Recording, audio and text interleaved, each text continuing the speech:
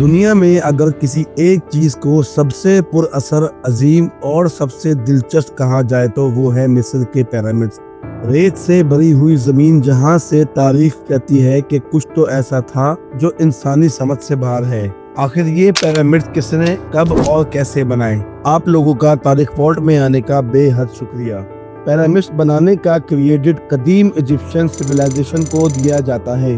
یہ وہ لوگ تھے جو 5000 سال پہلے نائل ریور کے کنارے آباد تھے۔ ان لوگوں نے دنیا کے سب سے پہلے شہر بنائے، لکھائی کا نظام ڈیولپ کیا اور بڑھتے ہوئے سائنس اور آرکیٹیکچر کو نئی منزل دی۔ سب سے مشہور پیرامڈز بادشاہ خوفو نے بنایا تھا، جو 2580 BC کے آس پاس مصر کے حکمران تھا، اور اس پیرامڈ کا نام دی گریٹ پیرامڈ آف گزا رکھا تھا۔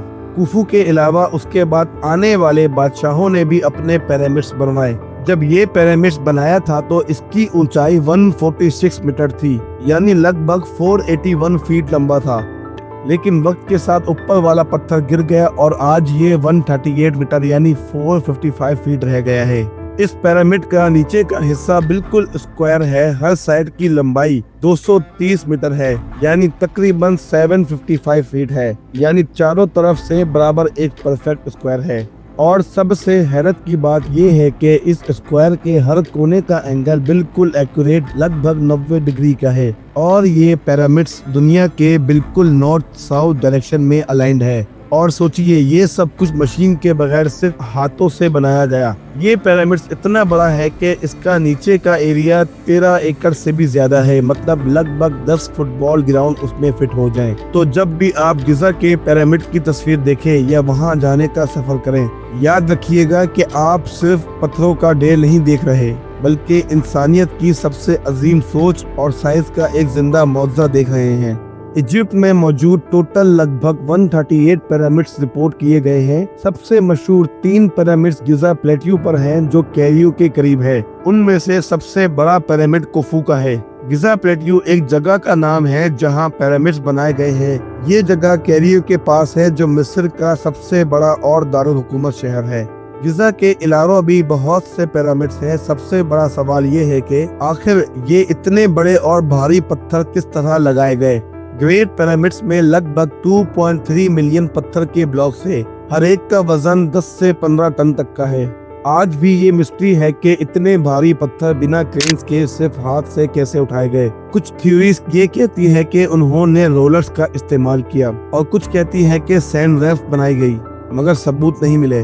پیرامڈز بنانے میں 20 سے 30 سال لگے اور اس کام میں ہزاروں لوگ شامل تھے۔ پیرامڈز صرف قبریں نہیں تھی، یہ ایسٹرونومیکل اور میتھمیٹیکل مارولز بھی تھے۔ اس کا اسٹرکچر، اس کی سائز، اس کی چوڑائی اتنا ایکوریٹ ہے کہ ناسا تک نے اس کی الائنمنٹ کا مطالعہ کیا۔ پیرامڈز کے اندر وینٹیلیشن شافٹ ہیں جو اسپیسیفک اسٹارز کی طرف پوائنٹ کرتے ہیں۔ اس کا مطلب ہے کہ اینشین ایجپشین اسٹرونومی کے بہت ایڈوانس لوگ تھے۔ پیرامڈز کے اندر کوئی بڑا ہال نہیں ہوتا بلکہ کئی کمرے ہوتے ہیں، اور سب سے ضروری کمرہ کنگ کا روم ہوتا ہے جہاں خوفو کا کافن رکھا گیا تھا۔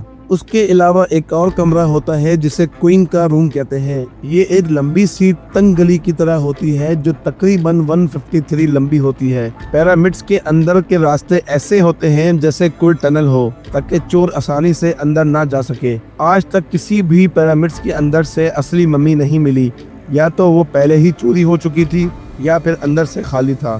لیکن پیرامڈز کے اندر بنی تصویریں، نقش اور لکھائی سے اتنا کچھ پتا چل گیا ہے کہ جب کوئی اندر جاتا ہے تو لگتا ہے جیسے وقت رک گیا ہو۔ اکثر لوگ یہ سمجھتے ہیں کہ مصر کے پیرامڈز غلاموں نے بنائے تھے۔ لوگوں کو لگتا ہے کہ کنگ نے مزدور لوگوں سے زبردستی کام کروایا تھا، لیکن نئے ریسرچ اور سائنٹسٹ کی اسٹڈیز نے یہ بات غلط ثابت کر دی ہے کہ اصل میں جو لوگ پیرامڈز بنانے میں کام کر رہے تھے وہ غلام نہیں بلکہ ماہر اور ٹرینڈ مزدور تھے۔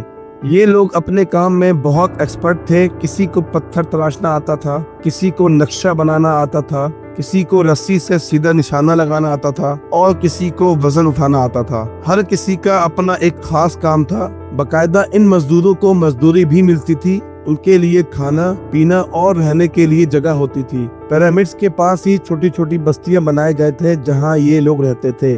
وہاں ان کے لیے روٹی بنانے والے، ڈاکٹرز اور ہر چھوٹی بڑی ضرورت کی پوری کرنے والے لوگ بھی ہوتے تھے۔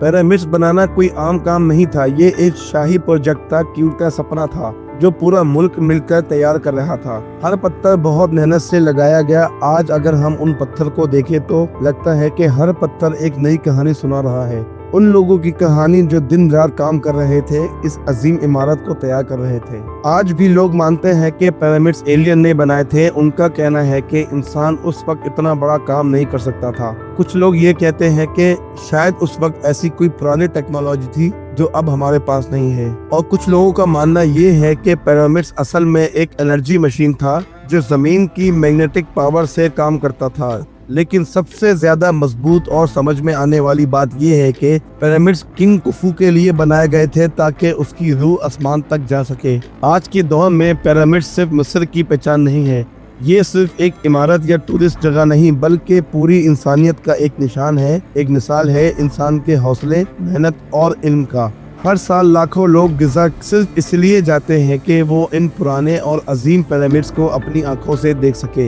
ये देखने जैसे होता है कि आप गुज़िश्ता तारीख के सामने खड़े हैं। सोचिए, जो चीज़ 4,500 साल पहले बनी थी, ना किसी मशीन के जरिए ना किसी मॉडर्न टेक्नोलॉजी से, वो आज भी वैसी की वैसी खड़ी है। ना उसे तूफानों ने गिराया, ना उसे जंगों ने और ना किसी वक्त ने।